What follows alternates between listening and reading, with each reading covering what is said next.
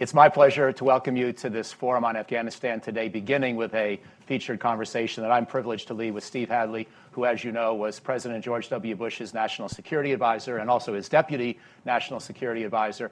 I have no doubt that if you were going to do a poll of the people who are most respected in Washington on both sides of the political aisle, I think Steve Hadley would not only be in the top tier, he would win that, probably outright. Maybe George Shultz or Jim Baker has a chance, but there aren't too many more I can think of. He's a person that many of us have admired for a long time, considered by my colleague Ivo Daalder one of the best national security advisors because he assessed the problems that were occurring in Iraq in the period before the surge and recognized the need for a major policy review that teed up options that then led to a much more successful policy after President Bush changed direction. He had also worked for the first President Bush and Dick Cheney in the Pentagon when it was Secretary Cheney, not Vice President Cheney. And if, believe it or not, given this man's youthful appearance and vigor, he actually worked in the Ford NSC as well. He hails from the great Buckeye State of Ohio and went to Cornell and Yale. And given all he's done for our country, I hope you'll join me in welcoming Steve Hadley to Brookings.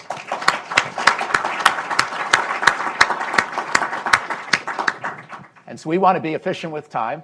Steve's with us until 2:30, and then we'll have a panel that follows immediately after. And I want to involve you in some of the time with Steve. So let me just begin, Steve. I want to get to the peace process, such as it is between whichever parties are actually part of the peace process for Afghanistan right now.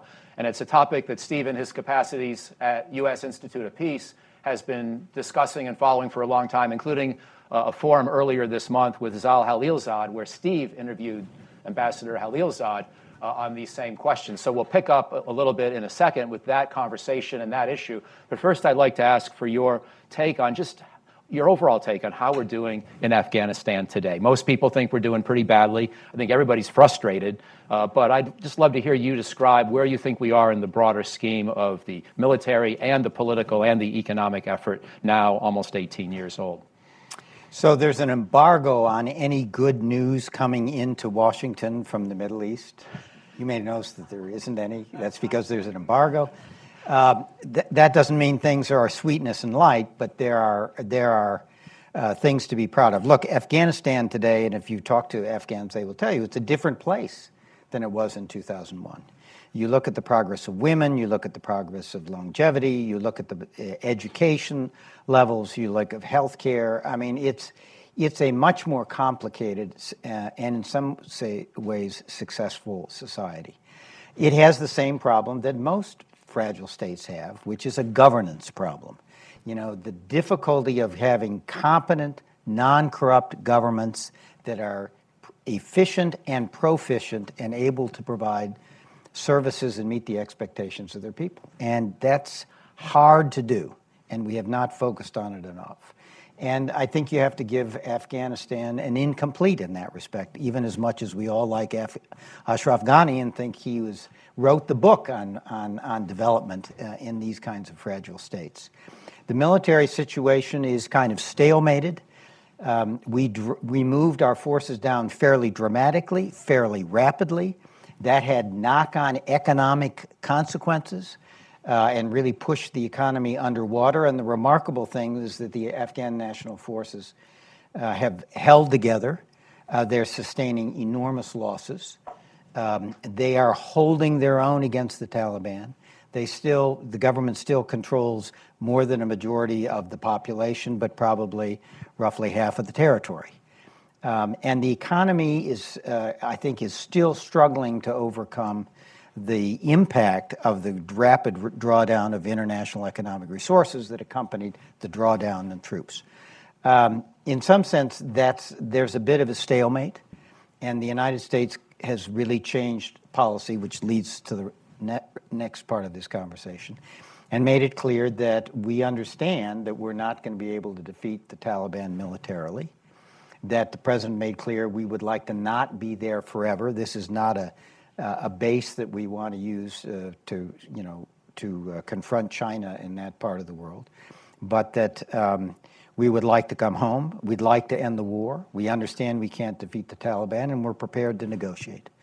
And Zal Khalilzad was given the writ by the president to talk to the Taliban and test and see whether they are ready for a peace in which they would agree to re-enter Afghan society and to accept the fact that Afghanistan is a different place, and that the women will have a different role, and education will have a role, and a lot of these other changes will not be lost. And the major elements of the Constitution that are based on democratic values and free markets need to remain. It's a test, and so far, there's been some progress. Do you think that the odds are very steeply aligned against peace? In other words, we're going to have to lower our expectations, especially in the short term, or do you sense that we're really potentially near the kind of breakthrough that Ambassador Khalilzads seems to hope for when he talks about maybe we can even have peace before the scheduled July elections, which sounds like putting a pretty positive and hopeful near-term spin on the state of play? Well, Zal has a problem because he's got a constituency of one, which is the President of the United States. And his challenge was to show a president who is impatient to bring the troops home, that there was an opportunity for peace here, and that therefore the president should leave the forces, should allow Zal some time to see if we can do a negotiated peace, which would redeem all the sacrifice that men and women in uniform have made in that country and the enormous investment we made in that country.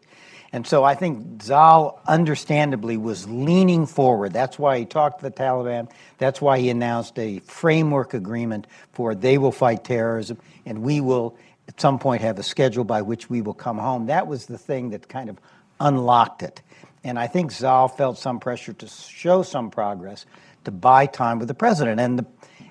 I think he largely succeeded. Again, if the president believes his own words uttered during the State of the Union, it was, we're going to stay in Afghanistan, we have an opportunity for peace, we want to see if the peace is possible, and our withdrawal will be conditions-based. That's very different from, we have a deadline, and by this date, all of them are going to come home. So I think Zal has been leaning forward to buy time with the president. I think he has.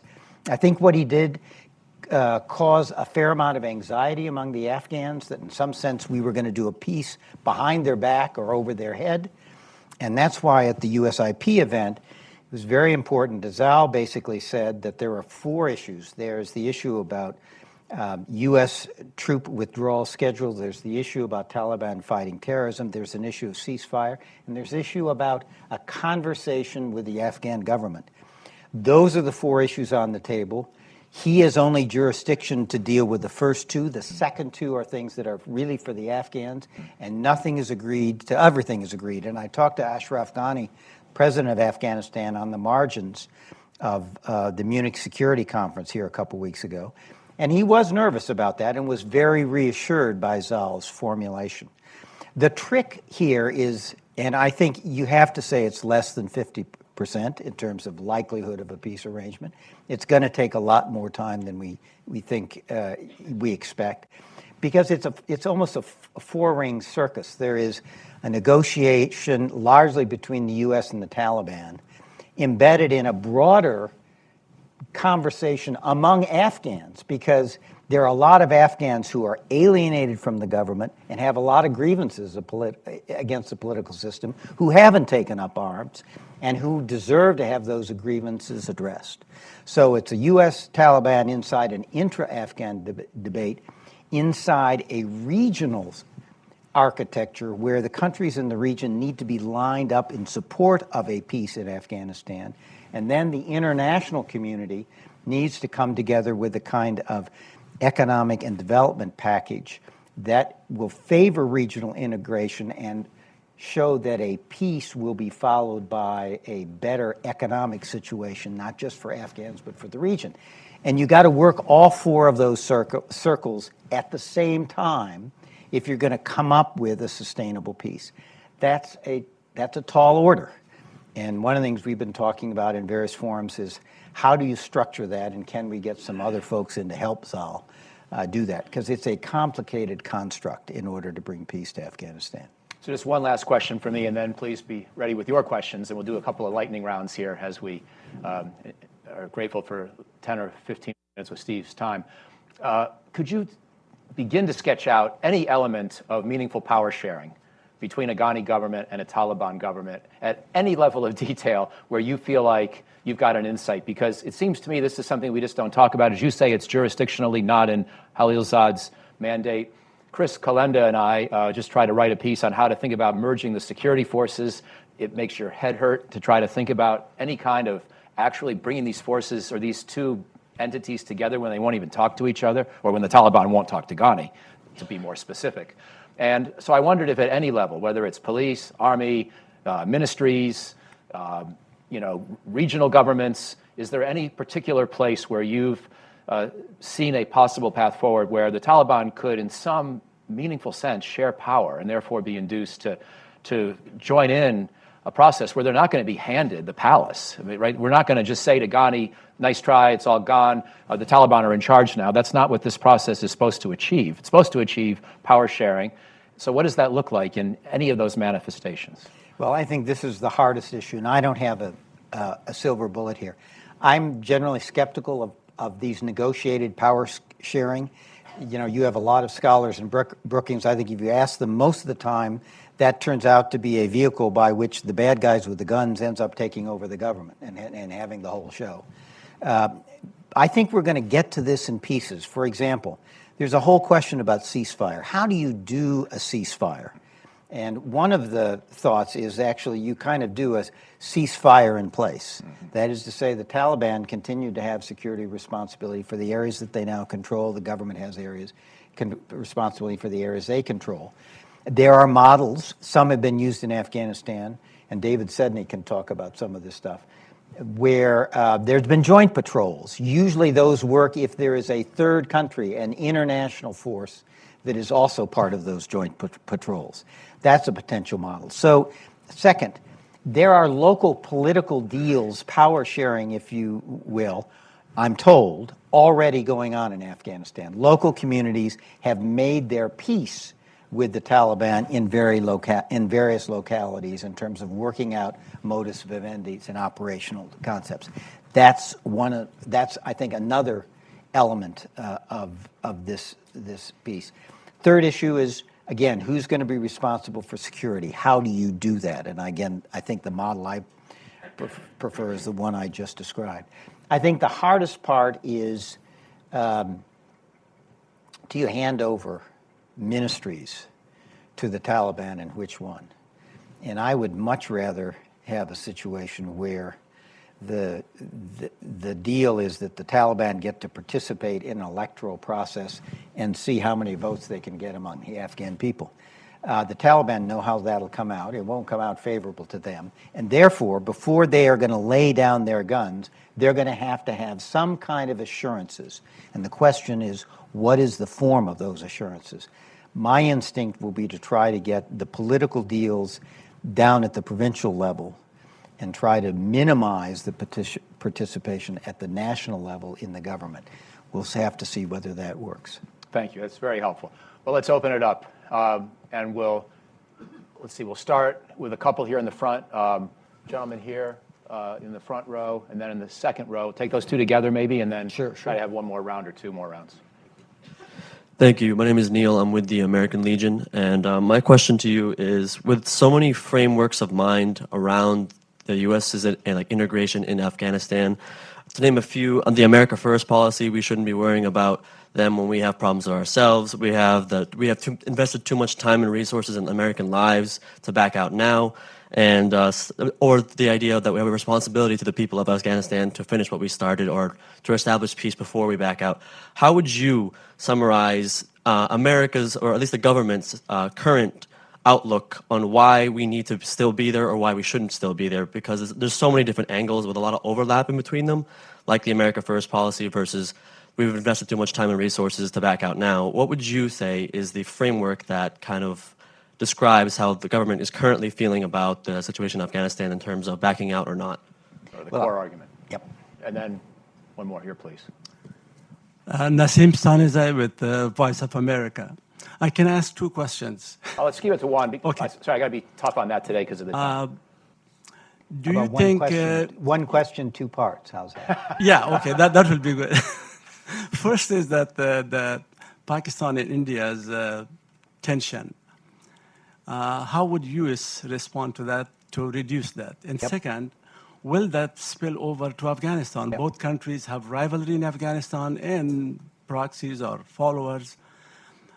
Let me give one more to it. I think that's very clear. Okay, why don't I try those? And I'll do that first, and then I'll come back to yours.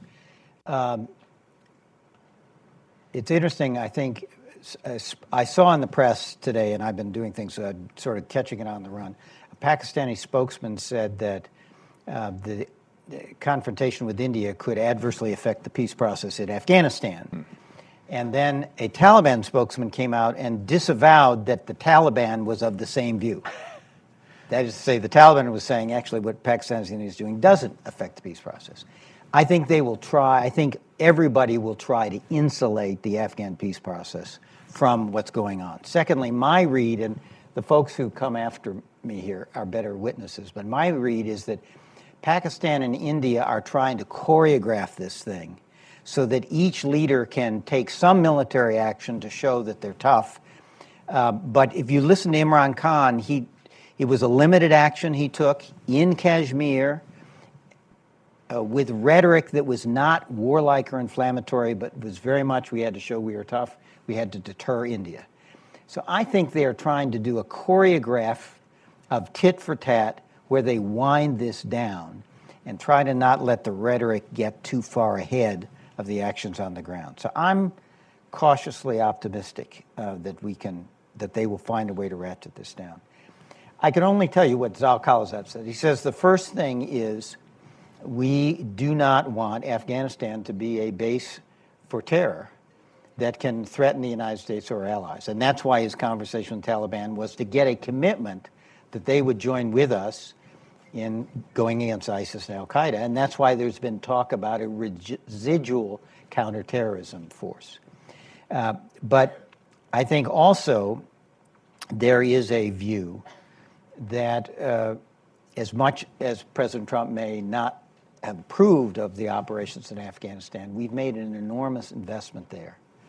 And if we can get a peace, it's worth some time, it's worth some patience to try. And thirdly, I think there's a broad view in American society more generally, those people are knowledgeable, that Afghanistan is a better place. And there are people who have relied on the kind of system we have tried to help them build. And we have an obligation to them. And that nobody is going to be comfortable if this situation turns into chaos and women start getting rounded up, and put into stadiums and abused and shot. So I think all of those things have prevailed on the president to give Zal a chance to see if he can get a peace. And the commitment of American troops is not large. They're not at the front line. There are huge casualties among the Afghan troops, very few among the American troops. I think the American people are willing to give them time. And I think that's what the president has decided. And I hope he sticks with that. So let's now go to the back part of the room. And I see two hands back there. I'll take them both, please. Hi, Doug Brooks, Afghan American Chamber of Commerce. There's a whole generation of Afghans who have been born since 2001 or came of age since 2001 that are essentially the NATO generation. What are the red lines in any sort of negotiations that would keep them in Afghanistan and keep that brain trust from departing the country? And then behind you, a couple over. My name's Dan Fisher. I'm from SIGAR. My question is whether a possible withdrawal of U.S. forces could actually be conditions-based when you have, as you point out, an impatient president who also said in the State of the Union address that a peace agreement might not be possible. Well, we all know a peace agreement might not be possible. And if he were to say anything else, we would all think, are you kidding me? So he's giving it a shot. And I think the rest of the speech was about where he should have put it. He wants to show some impatience and urgency because the Taliban, part of the Taliban, think we want to be there forever. And he's got to try to disabuse them of that so they will take the negotiations seriously. On the other hand, he cannot suggest that we're desperate to get out the door because otherwise the Taliban will wait us out.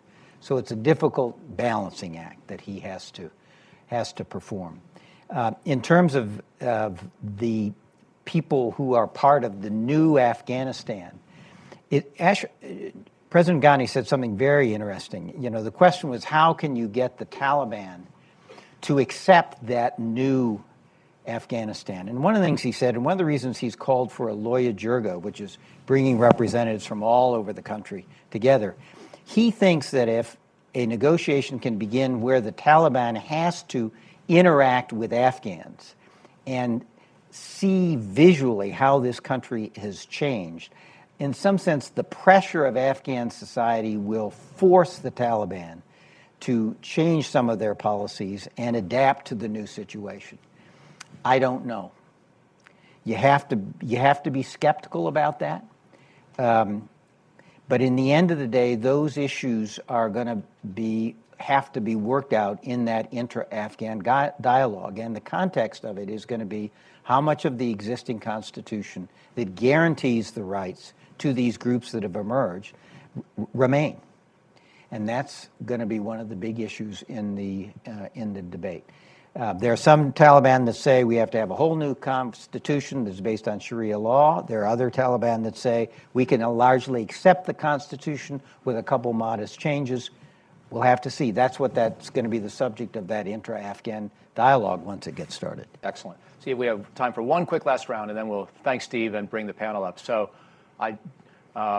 Aisha is going to be very angry if I don't call on a woman in this space. Sure is. So, yes, and I also see David. So am I. So, right, so will you. So we've got two questions here, and then keep them brief, please, and then we'll wrap up. Steve.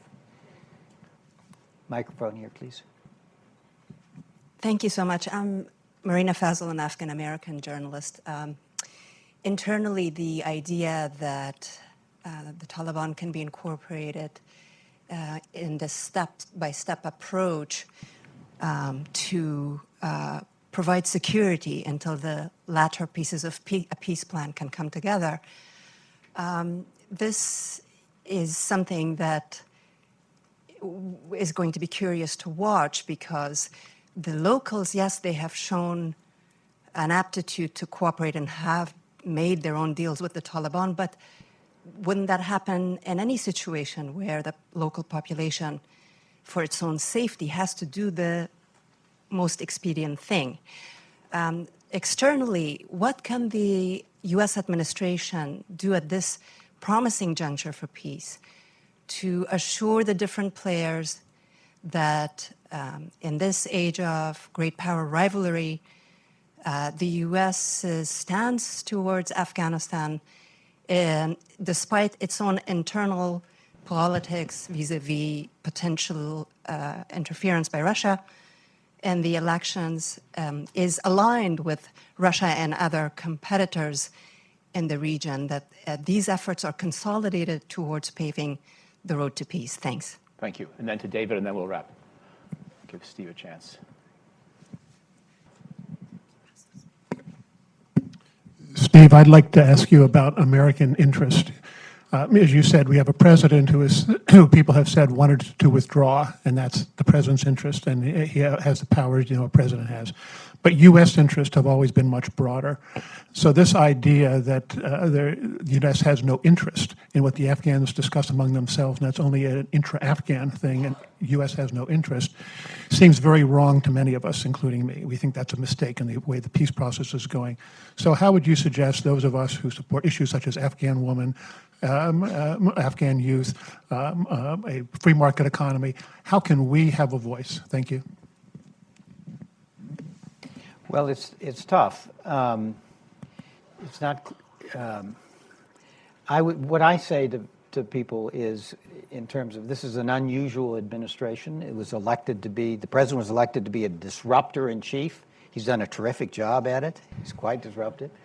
But there are people in the administration who are working these issues. Al Khalilzads is one, and my attitude is, what groups like Brookings ought to do is do what you do best. Focus on the issues. Let the politics take care of itself. Focus on the issues, come up with options that articulate American interests and defend American interests, and then talk to people you know in this administration and give them the ammunition they can use in internal debates with people around this president and people with this president.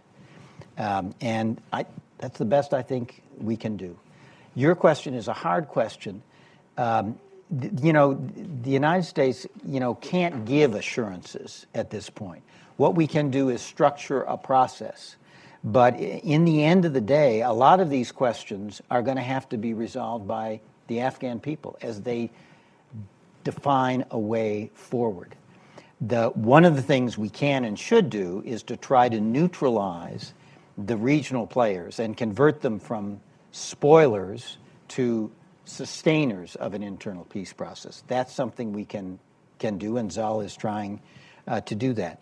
I think actually there's more time. The people I talk to say that Afghanistan, even if it wanted to have an presidential election, first round in July of this year, they're just not ready to do it. They don't have the machinery in place. There's a current deadlock about who's going to be the IEC and the EEC, the two election commissions that are supposed to oversee this election. There are a lot of things that were wrong with the parliamentary election that need to be corrected. So I don't see an election anytime soon, which is now then a constitutional crisis, because Ghani's term runs out, I think, in May or June. So what's then going to be the government of Afghanistan during this critical time of peace negotiations with the Taliban until there's a new election? So there's a lot that's going to have to be worked out here, and Zal's job is to try to help the Afghans find a way forward. I think there's been a debate, and I'd leave you with this point.